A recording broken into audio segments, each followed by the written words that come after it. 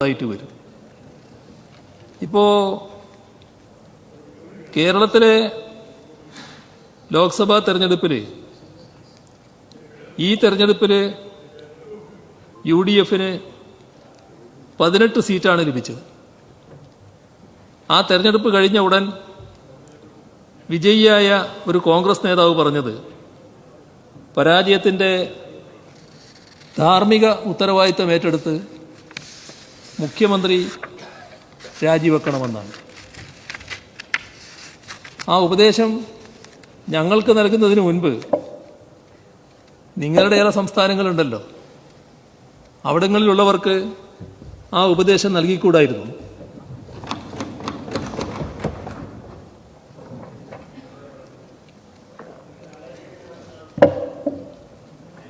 ഇപ്പോൾ ഹിമാചൽ പ്രദേശ് മുഖ്യമന്ത്രിക്ക് ആ ഉപദേശം നൽകുന്നത് കൂടുതൽ ഉചിതമാകില്ലേ? 2022 നിയമസഭാ തെരഞ്ഞെടുപ്പിൽ 68 40 സീറ്റ് നേടി അധികാരത്തിൽ വന്ന കോൺഗ്രസിന് 2 വർഷം കഴിഞ്ഞ് 24 ലോക്സഭാ തെരഞ്ഞെടുപ്പിൽ ഒരൊറ്റ സീറ്റ് പോലും ലഭിച്ചില്ല. ഉപദേശം അവിടെ കൊടുക്കാമായിരുന്നില്ലേ?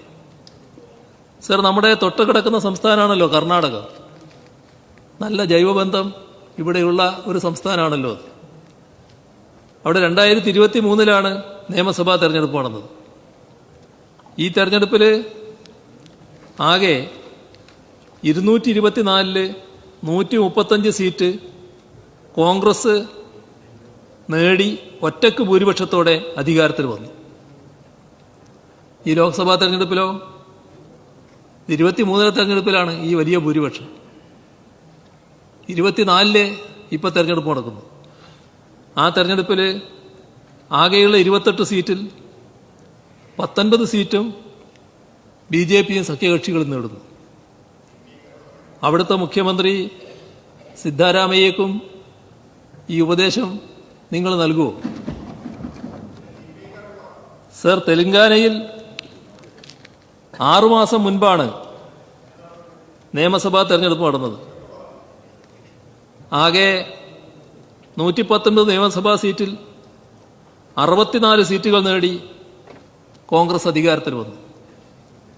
ഈ ലോക്സഭാ തെരഞ്ഞെടുപ്പിൽ സഖ്യകക്ഷികളില്ലാതെ തന്നെ ആകെയുള്ള 17 സീറ്റിൽ BJPക്ക് 8 സീറ്റുകൾ ലഭിച്ചു. അവിടെയും ഈ ഉപദേശം നൽകേണ്ടി വരുമോ? അപ്പോൾ ഈ സംസ്ഥാനങ്ങളിലൊക്കെ BJPയുമായി കോൺഗ്രസിന് അന്തർധാരയുണ്ട് എന്ന് നിങ്ങൾ കരുതുന്നുണ്ടോ? ഇപ്പം നമ്മുടെ രാജ്യത്തെ സമ്മതിദായകർ ലോക്സഭാ നിയമസഭാ തെരഞ്ഞെടുപ്പുകളിൽ ഒരുപോലെയാണോ സമ്മതിദാനാവകാശം ഉപയോഗിക്കുന്നത്? നമ്മുടെ രാജ്യത്തിൻ്റെ ചരിത്രമുണ്ട്, സംസ്ഥാനത്തിൻ്റെ ചരിത്രമുണ്ട്. വിവിധ സംസ്ഥാനങ്ങളിലെ സമ്മതിദാന അവകാശം, ആ കാര്യത്തിൽ കാണിച്ച സമ്മതിദായകരുടെ വിവേചന ബുദ്ധി കൃത്യമായി നാം തിരിച്ചറിയേണ്ടതുണ്ട്. 1980 ജനുവരി മാസം ലോക്സഭാ തെരഞ്ഞെടുപ്പ് നടന്നപ്പോൾ തമിഴ്നാട്ടിൽ ഭരണകക്ഷി AIADMK ആയിരുന്നു. അവർക്ക് വലിയ പരാജയമാണ് ഉണ്ടായത്. ആകെ 39 സീറ്റ്, ഒരു സീറ്റ് മാത്രമാണ് നേടാൻ കഴിഞ്ഞത്. ഇന്ദിരാഗാന്ധിയുടെ നേതൃത്വത്തിൽ അധികാരത്തിൽ വന്ന കേന്ദ്ര സർക്കാർ മറ്റു ചില സംസ്ഥാന സർക്കാരുകൾക്കൊപ്പം ലോക്സഭാ തെരഞ്ഞെടുപ്പിലെ പരാജയം കാരണമാക്കി കാണിച്ചുകൊണ്ട് MGRന്റെ നേതൃത്വത്തിലുള്ള തമിഴ്നാട് സർക്കാരിനെ പിരിച്ചുവിട്ടു. 6 മാസത്തിനുള്ളിൽ 1980 ജൂണിൽ നിയമസഭാ തെരഞ്ഞെടുപ്പ് നടന്നു. ലോക്സഭാ തെരഞ്ഞെടുപ്പിൽ അമ്പേ പരാജയപ്പെട്ട MGRന്റെ നേതൃത്വത്തിലുള്ള അഖിലേന്ത്യാ അണ്ണാ DMK വൻപിച്ച ഭൂരിപക്ഷത്തോടെയാണ് ആ തെരഞ്ഞെടുപ്പിൽ അധികാരത്തിൽ വന്നത്. മറ്റൊരു ഉദാഹരണം കർണാടകത്തിൻ്റെ തന്നെയാണ്. 1984 ലോക്സഭാ തെരഞ്ഞെടുപ്പിൽ ഭരണകക്ഷിയായിരുന്ന ജനതാ പാർട്ടി വലിയ പരാജയം ഏറ്റുവാങ്ങി. സ്വന്തമായി ഭൂരിപക്ഷമില്ലായിരുന്ന അന്നത്തെ മുഖ്യമന്ത്രി രാമകൃഷ്ണ ഹെഗ്ഡെ രാജിവെച്ച് നിയമസഭ പിരിച്ചുവിടാൻ ഗവർണർക്ക് ശുപാർശ ചെയ്തു. തുടർന്ന് നിയമസഭാ തെരഞ്ഞെടുപ്പ് നടന്നു. ആ തെരഞ്ഞെടുപ്പിൽ 135 സീറ്റുകൾ നേടി ഒറ്റക്ക് ഭൂരിപക്ഷം രാമകൃഷ്ണ ഹെഗ്ഡെയുടെ നേതൃത്വത്തിലുള്ള ജനതാ പാർട്ടി നേടി അധികാരത്തിൽ വന്നു. സർ, കേരളത്തിലെ സ്ഥിതിയും വ്യത്യസ്തമല്ല എന്ന് നാം ഓർക്കണം. എല്ലാവർക്കും എല്ലാ കാര്യങ്ങളും രാഷ്ട്രീയത്തിൻ്റെ ഭാഗമായി നിൽക്കുന്നവരായതുകൊണ്ട് നല്ല ഓർമ്മയുണ്ടാവുമല്ലോ. 2014 ലോക്സഭാ തെരഞ്ഞെടുപ്പിൽ UDF-ന് 12 സീറ്റുകളാണ് ലഭിച്ചത്. 2011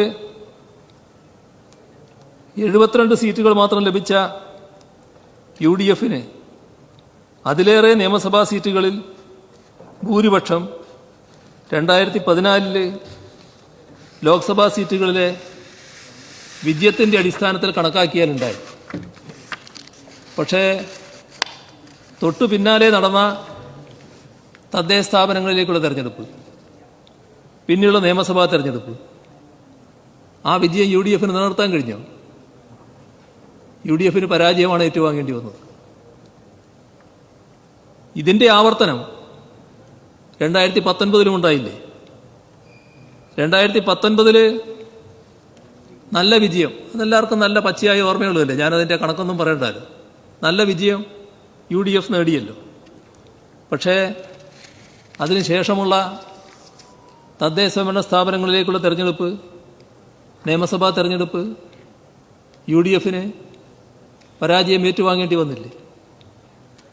അപ്പോൾ ലോക്സഭാ തെരഞ്ഞെടുപ്പിൽ സീറ്റുകൾ കുറഞ്ഞു പോയതിനാൽ സംസ്ഥാന സർക്കാർ രാജിവെക്കണം എന്ന് പറയുന്നത് എന്ത് യുക്തിയുടെ അടിസ്ഥാനത്തിലാണ്?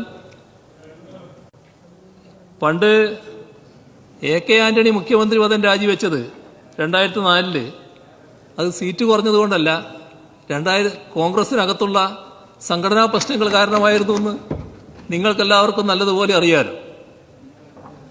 അതിനെ ഉദാഹരണമാക്കി നിങ്ങൾ സംസ്ഥാന സർക്കാരിൻ്റെ രാജി ആവശ്യപ്പെടാൻ പുറപ്പെടേണ്ട എന്നാണ് അതുമായി ബന്ധപ്പെട്ട് പറയാനുള്ളത്. ഇപ്പോൾ നിങ്ങൾ ഉന്നയിക്കുന്ന ഒരു കാര്യം സ്വാഭാവികമായും നിങ്ങൾക്കത് ഉന്നയിക്കാൻ അവകാശമുള്ളതാണ്. ഇപ്പോൾ കേരളത്തിൽ ഞങ്ങൾക്കെതിരായ ജനവിധി ഉണ്ടായിരിക്കുന്നു. ആ ജനവിധി സംസ്ഥാന ഭരണത്തിനെതിരായ വിധിയാണ് എന്നതാണ് നിങ്ങൾ ഉന്നയിക്കുന്ന ഒരു പ്രശ്നം. ഇവിടെ തെരഞ്ഞെടുപ്പ് രംഗത്ത് നാം ഓർക്കേണ്ടത്, നമ്മുടെ രാജ്യം നേരിട്ടൊരു പ്രശ്നമുണ്ട്. രാജ്യത്ത് ഒരു വിഭാഗം ആളുകൾ ഈ രാജ്യത്ത് BJP ഉണ്ടാക്കിയ ഭീതിജനകമായ അന്തരീക്ഷം, അതിൻ്റെ ഫലമായി ഇനി ഇവിടെ ജീവിക്കാൻ കഴിയുമോ? അങ്ങനെ ചിന്തിക്കുന്ന ഒരുപാട് വ്യക്തികളും കുടുംബങ്ങളും നമ്മുടെ രാജ്യത്തിൻ്റെ വിവിധ ഭാഗങ്ങളിലുണ്ട്. അപ്പം അത്തരം ആളുകൾക്ക് നമ്മളെല്ലാം ആഗ്രഹിക്കുന്നതിനപ്പുറം BJP അധികാരത്തിൽ നിന്ന് പോകണം, മോദി എങ്ങനെയും അധികാരത്തിൽ നിന്ന് ഒഴിയണം, ഈ വികാരം തീവ്രമായിട്ടുള്ളതാണ്. കാരണം അവരുടെ ജീവൽ പ്രശ്നമാണ്, ഇവിടെ ജീവിക്കാൻ കഴിയുക എന്നുള്ളൊരു പ്രശ്നമാണ്. അവർക്ക് ഇടതുപക്ഷത്തോടൊരു വിരോധമില്ല കേട്ടോ, അതാദ്യം മനസ്സിലാക്കിക്കൊള്ളണം. ഇടതുപക്ഷത്തോടുള്ള വിരോധത്തിൻ്റെ ഭാഗമായി അവരിവിടെ ഒരു നിലപാട് സ്വീകരിക്കുകയല്ല. അവർ കാണുന്നത് എന്താ? അവർ കാണുന്നത് രാജ്യത്ത് മോദിയുടെ ഭരണം ഒഴിവാക്കുക, പുതിയൊരു ഗവൺമെൻറ് വരിക. അത് സാധാരണഗതിയിൽ കോൺഗ്രസിൻ്റെ നേതൃത്വത്തിലുള്ളൊരു ഗവൺമെൻറ്റാണ് ഇന്നത്തെ നിലയിൽ ഇന്ത്യയിൽ സാധ്യതയുള്ളത്. അപ്പോൾ കേരളത്തിൽ ഞങ്ങളെന്ത് നിലപാട് സ്വീകരിക്കണം? ആ വിഭാഗം ചിന്തിക്കുകയാണ്. കോൺഗ്രസ് ജയിച്ചു വരുന്നതാണ് നല്ലതെന്ന് അവർ ചിന്തിക്കുന്നു. നിങ്ങളത് നിങ്ങളുടെ താൽക്കാലിക ലാഭത്തിന് വേണ്ടി ഞങ്ങൾക്കെതിരായ ഒരു വികാരമാണ് ഉയർന്നു വന്നതെന്നാണ് ചിന്തിക്കുന്നത്. ഞങ്ങൾക്കെതിരായല്ല, BJP-യെയും മോദിയെയും പരാജയപ്പെടുത്തുക. ഭരണത്തിൽ നിന്ന് ഒഴിവാക്കുക. അതിന് കോൺഗ്രസ് അടക്കമുള്ള സംവിധാനമാണ് രാജ്യത്ത് നല്ലത് എന്ന ചിന്ത അവർക്കുണ്ടാകുന്നു. ഇതാണ് ഉണ്ടായത്. ഞാൻ പറയുന്നത് ആദ്യം മനസ്സിലാക്കുന്നു, വെറുതെ ഒച്ചയുണ്ടായിട്ട്.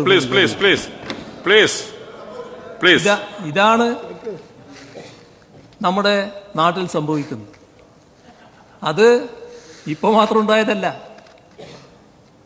ഇതാണ് 2019 ഉണ്ടായത്. 2019 രാഹുൽ ഗാന്ധി വന്നിറങ്ങി പ്രധാനമന്ത്രി സ്ഥാനാർത്ഥിയാണ് എന്നൊരു ചിത്രം ഉയർന്നു വന്നു. സ്വാഭാവികമായ ഒഴുക്കുണ്ടായി. സ്വാഭാവികമാണത്. തെറ്റായി ധരിക്കണ്ട, ഞങ്ങൾക്കെതിരായ വല്ലാത്ത വികാരമാണ് അതിനവരെ നയിച്ചത് എന്ന്. ഞങ്ങളങ്ങനെ കാണുന്നില്ല അതിനെ. അതാണ് ഒരു ഭാഗം. വേറൊരു കാണുന്നില്ലേ ഞാൻ പറയുന്നത്. ഈ ഇരുന്നു കൊണ്ട് പറയുന്ന ആൾക്ക് കാണുന്ന എല്ലാവരും ഞാൻ പറയുന്നത്, ഞാൻ കണ്ട കാര്യമാണ് ഞാൻ പറയുന്നത്. അതിലെന്തെങ്കിലും കാര്യമുണ്ടോ എന്ന് മനസ്സിലാക്കണമെങ്കിൽ ആ കേട്ടത് വെച്ചൊന്ന് ആലോചിക്കാൻ തയ്യാറാണ്. അന്നേരം തന്നെ ബബ എന്ന് പറഞ്ഞിട്ട് അതിന് മറുപടിയാവില്ല. അതാണ് മനസ്സിലാക്കേണ്ടത്. ഈ പറയുന്നതിൽ എന്തെങ്കിലും വസ്തുതയുണ്ടോ എന്നൊന്ന് പരിശോധിച്ച് നോക്കും. വേറൊരു വിഭാഗം ഞങ്ങളുമായിട്ട് യാതൊരു തരത്തിലുള്ള വിപ്രതിപത്തിയുമില്ല. പക്ഷേ അവര് ആഗ്രഹിക്കുന്നത് ഈ പറയുന്ന ബദൽ സംവിധാനം കോൺഗ്രസിന് നേതൃത്വത്തിൽ വരുന്നതാണ് നല്ലത്.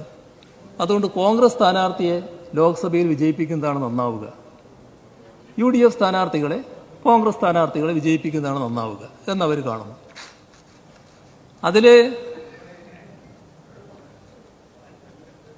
ആ വിഭാഗത്തിൽ സമ്മർദ്ദം ചെലുത്താനും ഇടപെടാനും ഒക്കെ കഴിയുന്ന മേധാവികൾ തന്നെ ആ നിലപാട് സ്വീകരിച്ചുകൊണ്ട് ആളുകളുടെ അടുത്ത് പറയുകയും ചെയ്യുന്നു, പറയാൻ പറ്റുന്നവരോടൊക്കെ.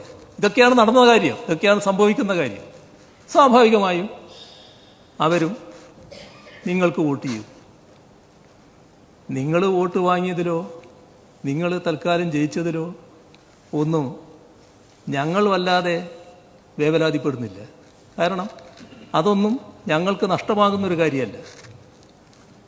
ഞങ്ങളും നിങ്ങളും ഗൗരവമായി കാണേണ്ട കാര്യം എങ്ങനെ BJP ഇവിടെ ഒരു മണ്ഡലത്തിൽ ജയിച്ചു വന്നു എന്നുള്ളതാണ്. അത് ഗൗരവമായിട്ട് തന്നെ കാണും. ഇപ്പോൾ നിങ്ങൾ പറഞ്ഞു വന്നത് ഞങ്ങളുടെ പരാജയത്തെക്കുറിച്ചാണല്ലോ. നിങ്ങൾ പരിശോധിക്കാൻ വേണ്ടി ഒരു കാര്യം ഞാൻ പറയുകയാണ്. അതായത് കഴിഞ്ഞ തെരഞ്ഞെടുപ്പിൽ 2019 LDFന് 71,56,000 വോട്ടാണ് ലഭിച്ചത്. ഞങ്ങൾക്ക് ഇപ്പോൾ 66,64,000 വോട്ടാണ് ലഭിച്ചത്. അപ്പോൾ 4,92,000 കുറവ് ഉണ്ടായി എന്നതാണ് വസ്തുത. 4,92,000 വോട്ട് 2019 നിന്ന് ഞങ്ങൾക്ക് കുറഞ്ഞു. ഈ എല്ലാ ആനുകൂല്യവും കിട്ടിയ നിങ്ങളുടെ സ്ഥിതിയോ? ആലോചിക്കാൻ പറയുകയാണ് ഞാൻ. 2019 96,29,000 വോട്ടാണ് നിങ്ങൾക്ക് ലഭിച്ചത്. ഇപ്പം നിങ്ങൾക്ക് 90,17,000 വോട്ടാണ്. എന്ന് പറഞ്ഞാൽ കൃത്യമായി പറഞ്ഞാൽ 6,11,000 വോട്ടിൻ്റെ കുറവ്. 6,11,840 അത് 12,000 അടുത്തെത്തും. അപ്പോൾ 4,92,000 കുറഞ്ഞ ഞങ്ങൾ, 6,11,000 കുറഞ്ഞ നിങ്ങൾ. ആരുടെ കുറവാണ് വലുത്? ഇതല്ലേ കണക്ക് നോക്കേണ്ടത്. ശതമാനം നോക്കിയാൽ 1 നിങ്ങൾ തോറ്റു എന്നല്ല ഞാൻ പറയുന്നത്. നിങ്ങൾ മഹാവിജയം നേടി. ആ മഹാവിജയം നേടിയ നിങ്ങൾക്ക് എങ്ങനെ വോട്ട് കുറഞ്ഞു അത് നിങ്ങൾ പരിശോധിക്കണം എന്നാണ് ഞാൻ പറയുന്നത്. ആ പരിശോധിക്കാൻ തയ്യാറാകണം. അതാണ് ഞാൻ പറഞ്ഞു വരുന്നത്.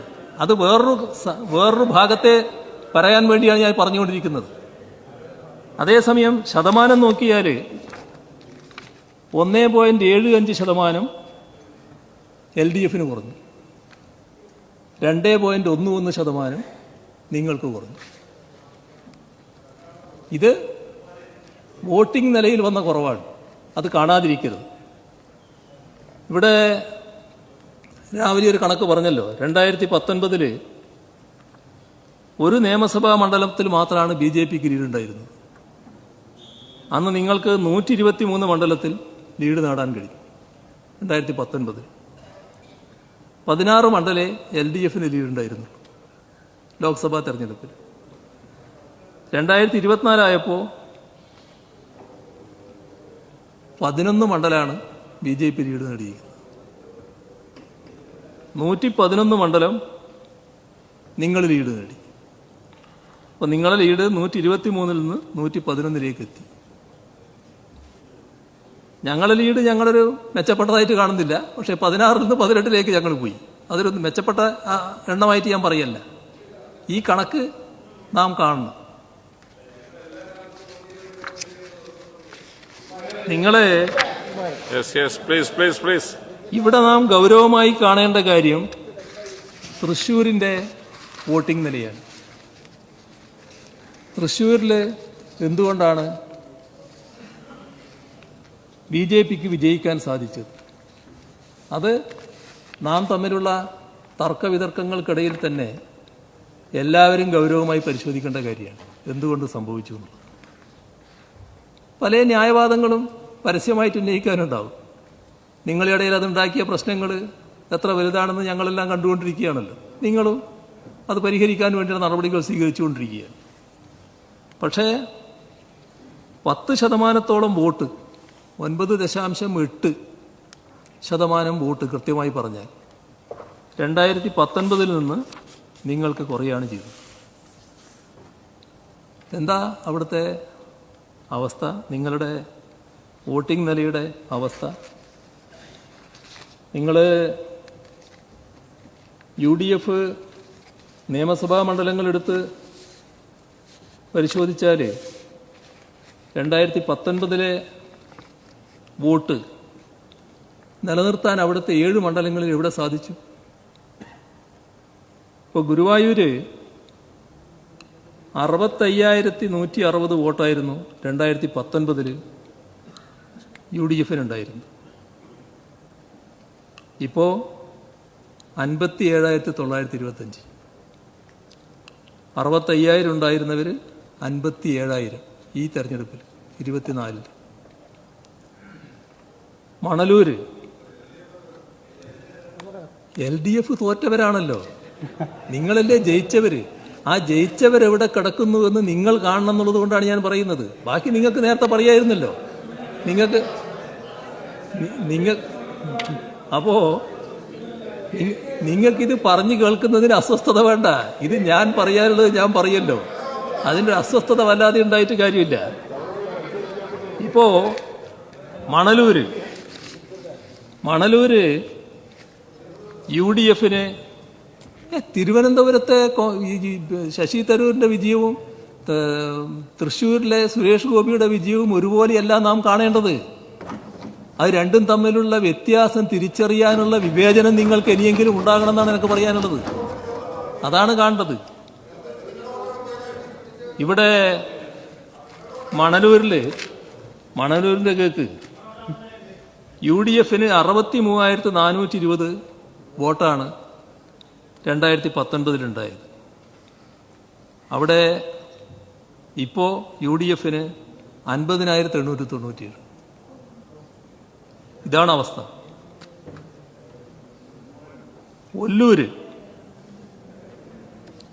ഒല്ലൂരിനെ പറ്റി എല്ലാവർക്കും അറിയാലോ. പ്രത്യേകിച്ച് ഓർക്കേണ്ട ഒരു സ്ഥലമാണത്. ഇതിൻ്റെ അവസാനം ഞാൻ പറയാം അതിനെപ്പറ്റി. അത് നമ്മുടെ റവന്യൂ മിനിസ്റ്റർ മണ്ഡലമായതുകൊണ്ട് മാത്രം പറയുന്നതല്ല, പ്രത്യേകം നമ്മളെല്ലാവരും കാണേണ്ട ഒരു സ്ഥലമായതുകൊണ്ട് പറയാം. ഒല്ലൂര് കഴിഞ്ഞ 2019-ലെ ലോക്സഭാ തെരഞ്ഞെടുപ്പിൽ 63,000 ബാക്കിയുള്ള വിട്ടാടി 63,000 നിങ്ങൾക്കുള്ള വോട്ട്. ഇപ്പോഴ് എത്രയാ? 47,000. 63-ൽ നിന്ന് 47-ലേക്ക് നിങ്ങൾ താണു. ഒല്ലൂരിൽ പറയാം. ഇതാണ് വസ്തുത.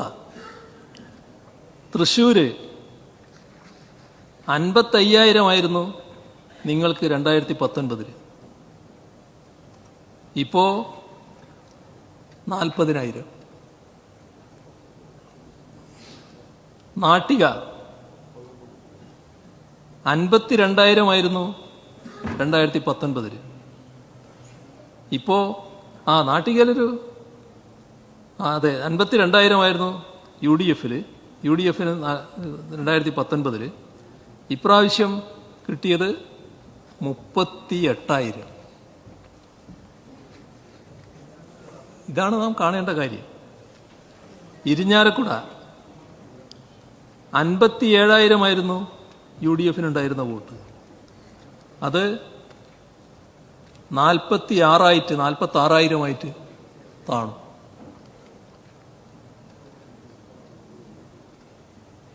പുതുക്കാട് 56,000 UDF-ന് 2019 വോട്ട്. ഇപ്പോഴത് 42,000 താണു. അങ്ങനെയാണ് 2,93,000 വോട്ടിൽ നിന്ന് 4,15,000 വോട്ടിൽ നിന്ന് 3,28,000 വോട്ടിലേക്ക് താഴുന്ന അവസ്ഥയുണ്ടായത്. ഇവിടെ ശ്രദ്ധിക്കേണ്ട ഒരു കാര്യം, നാം ഗൗരവമായി കാണേണ്ട ഒരു കാര്യം, എങ്ങനെയാണ് ഈ വിജയം, എങ്ങനെയാണ് UDF-ന് ഈ തരത്തിൽ പുറകോട്ട് പോകാനും ആ വോട്ടുകൾ മാറിപ്പോകാനും ഇടയായത്. ഇവിടെ ഗൗരവമായി കാണേണ്ട ഒരു കാര്യം, UDF-നോടൊപ്പം മറ്റെല്ലാ സ്ഥലത്തും നിന്ന ചില ശക്തികളുടെ മേധാവികളെ മറ്റു തരത്തിൽ കൂടെ നിർത്താൻ അവർക്ക് സാധിച്ചു. ഇതെല്ലാം കേരളത്തിൽ നടക്കുന്ന ചില യാഥാർത്ഥ്യങ്ങളാണ്, അത് കാണാതിരിക്കരുത്. അതിൻ്റെ ഭാഗമായുള്ള മാറ്റങ്ങളുണ്ടായി. അതെല്ലാ കാലത്തും നിലനിൽക്കുമെന്ന് കാണണ്ട, എല്ലാ കാലത്തും അതേ അവസ്ഥയായിരിക്കുമെന്ന് കാണണ്ട. പക്ഷേ ആസൂത്രിതമായ നീക്കം നേരത്തെ നടന്നു. ഈ ചെറിയ ചെറിയ തർക്കങ്ങൾ ഇങ്ങനെ നടന്നുകൊണ്ടിരിക്കുമ്പോൾ ഇത്തരം വസ്തുതകൾ മനസ്സിലാക്കാനും ഉൾക്കൊള്ളാനും നാം തയ്യാറാകേണ്ടതുണ്ട്.